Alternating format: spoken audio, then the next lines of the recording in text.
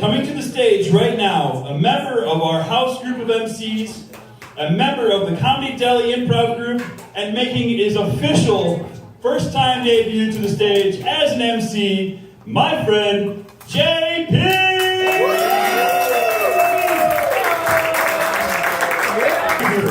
Thank you for supporting local comedy. Thank you for supporting the lounge. What a great place. I am JPB. I am your host this evening. Thank you. Thank you. So in my real day job, I'm a computer programmer. And I did that because somebody told me that, you know, if you work and do what you love for work, you'll never work a day in your life. And that sounded awesome, but I got to tell you, in 27 years, I work a lot of freaking days. Right? And when 5 o'clock comes around, I hit the easy chair. I turn into an Amish farmer. My feet up. I've got a 75-inch flat screen TV. I've got air conditioning. I've got a full bar. Other than that, Amish farmer. It never fails. Right about the time I get comfortable, I hear from the other room my wife yell, "Damn it, it happened again!" What happened, honey? Every time I try to log into the online banking site, I get all these dick pics that pop up. Now I got two choices, right? I can leave my Amish paradise, go fix it. Or I can convince her that it is a new security feature the bank has implemented. Honey, just click on the dicks. She loves online banking now. She's in there constantly. In fact, my credit score has gone up 50 whole points in the last month.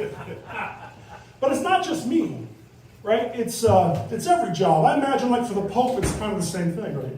Right now, the Pope is coming home from work. You know, he takes off his Pope hat, he takes off his robe, he looks in the mirror. Hey, stick 'em up. So a couple things. First thing is, in my mind, the Pope is always Italian, right? Secondly, he wants to be a cowboy. Now, why does the Pope want to be a cowboy? Well, think about it. There are no Italian cowboys. I think when you talk with your hands and count in Roman numerals, it's really hard to win a gunfight. Hey, come on.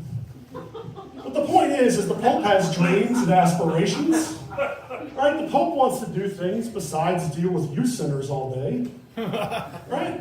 And that's the point. When you do it for work, it stops being fun, right? You don't want to do it anymore. And that's why we should all feel sorry for gynecologist wives. Now, speaking of having sex with your wife, for those of you that are younger in relationships, I'm not pointing at anybody at all. For those that are young, they don't tell you that there's like stages to intimacy in your life. And when you first start dating, and you're feeling each other out, that's kind of fun, right? And then she farts in front of you, and that's when the kinky phase starts, right? Everything's on, you do everything. And then she decides one day that it's time to have children. And so now there's rules, right? When you can do it, how you have to finish, those types of things. The kid comes, you go on the shelf, and oh, guess what? Now it's appointment sex. Right? You trade email reminders. Hey, how about Saturday? Saturday work. That's the stage I'm in. And man, I can't hit yes fast enough. But then you get to the stage, what I like to call heroic acts. And I can best describe it like this. Heroic acts is when your grandfather will drive halfway across the country to pick you up, and your sister pukes on him the whole way back to Arkansas, and he drives 12 hours back. It's not because he loves you. It's because Grandma loves you. And this will make Grandma very happy. And if he's lucky, maybe Grandma will take her teeth out.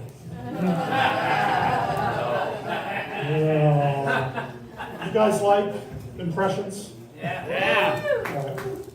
I'm going to do an impression for you. This is my impression of, did anybody see the Elvis movie that came out in like 2 years ago? Yeah, Elvis. You get an Elvis impression. But the guy that did that is Australian. And he went back to Australia after making the movie, and he couldn't stop talking like Elvis. So he had to hire a vocal coach to come in and teach him how to talk Australian again. So this is my impression of Australian Elvis. Okay? I gotta get into character. Let me say one thing, though. It's obviously in the Las Vegas Elvis. Right? This isn't the good-looking Elvis.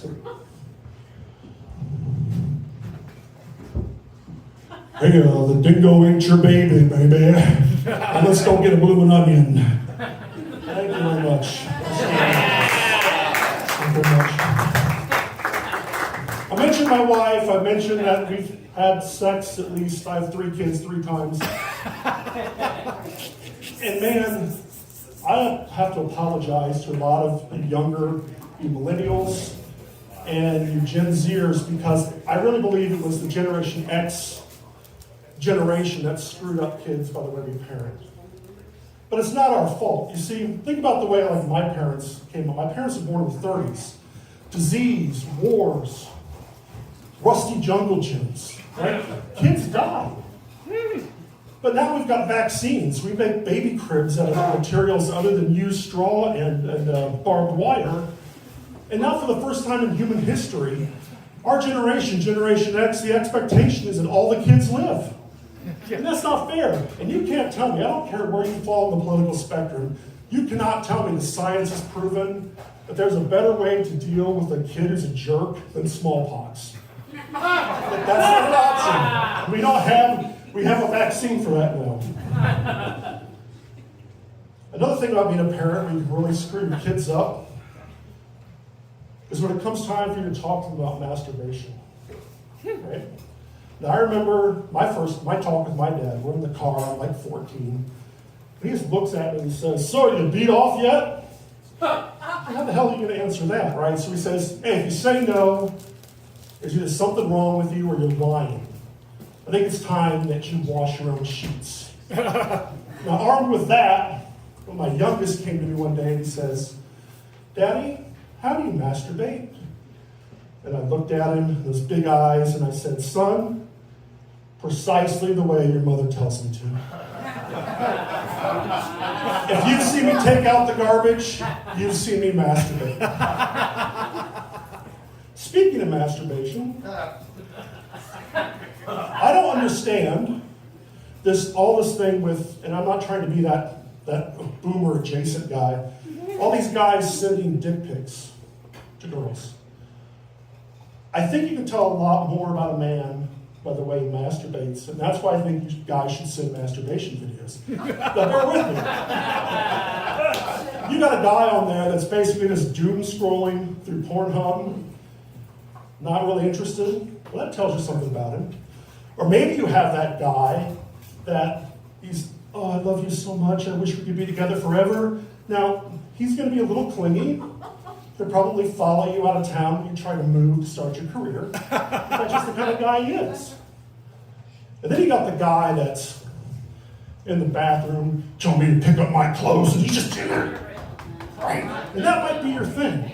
And that's fine, but you're going to have, you're not going to walk right tomorrow. And ladies, I cannot stress this enough. If he's on his knees and he's watching gay porn, it's not going to work. Find someone else.